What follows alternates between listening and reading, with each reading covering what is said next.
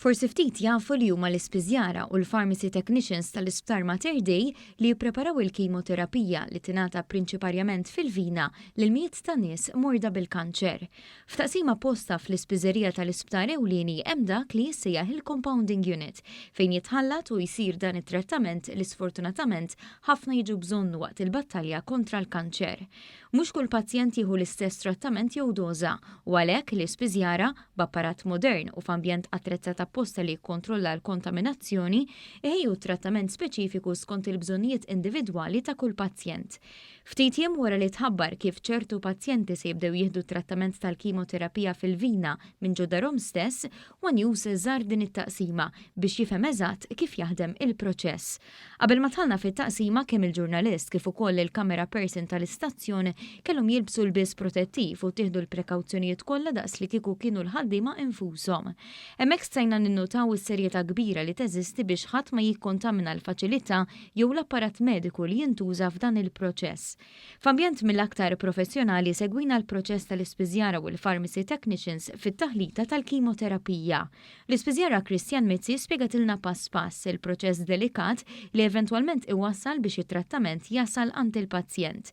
Illum nistgħu ngħidu li t-trattament mhux biss jista' jingħata fis-swali tal-isptar, iżda il-pazjenti jistgħu jieħdu din il-kura speċjalizzata mill-kumdità ta' darhom. Ewwel ma jsir tiġi ċċekkjata min-naħa tal-ispiżjara ir-riċetta li nirċievu min-naħa tal-isptar tal-onkoloġija, eventwalment tiġi preparat il-kemoterapija fil-pompa ġewwa l-isolators.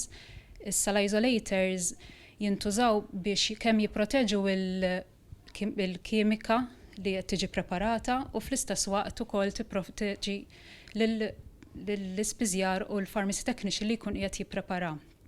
Eventwalment once li jkun lest jiġi moddi għand spiżjar ieħor li jivverifika li t-trattament li ġie preparat huwa tajjeb u eventwalment jiġi ppreparat ġew boros apposta u jiġi trasportat għall-isptar fejn jiġi fl-aħħar imqabbad mal-pazjent biex ikun jista' jintbagħat id-dar fil-kumdità ta' daru u treatment ikun qed jingħata fuq medda ta' jumejn. Fil-compounding unit tkellimna wkoll mal-pharmacy technician Sara Kassar li spjegat kif apart il-kemoterapija huma jippreparaw mediċini oħra li ma ssibhomx lesti fis-suq. Dan aħna nippreparaw mediċina illi inti ma ssibix fis-suq, allura l-pazjent ħajġi moqdi xorta waħda.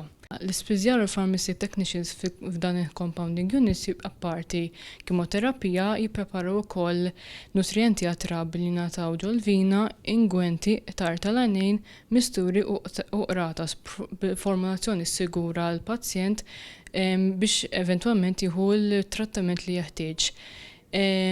Bħala mediċina dawn normalment ma ssibhomx barra fis-suq u aħna bekk nippreparawhom fil-compounding ġewwa clean room. Is-servizz ta' kemoterapija fid-dar beda jingħata lill-ewwel pazjent fil-jiem li għaddew u għalissa se jkunu grupp ta' 12 pazjent li jibbenefikaw minn dan is-servizz. Huwa maħsub li s-servizz tal-kemoterapija fid-dar tal-pazjenti eventwalment jiġi estiż aktar il quddiem. Intant fi żmien il-pandemija din it-taqsima fid-Direttorat tal-Farmaċija tal-Isptar Mater Dei kienet strumentali biex issir it-taħlita tal-vaċċin kontra l-COVID-19 fuq livell nazzjonali.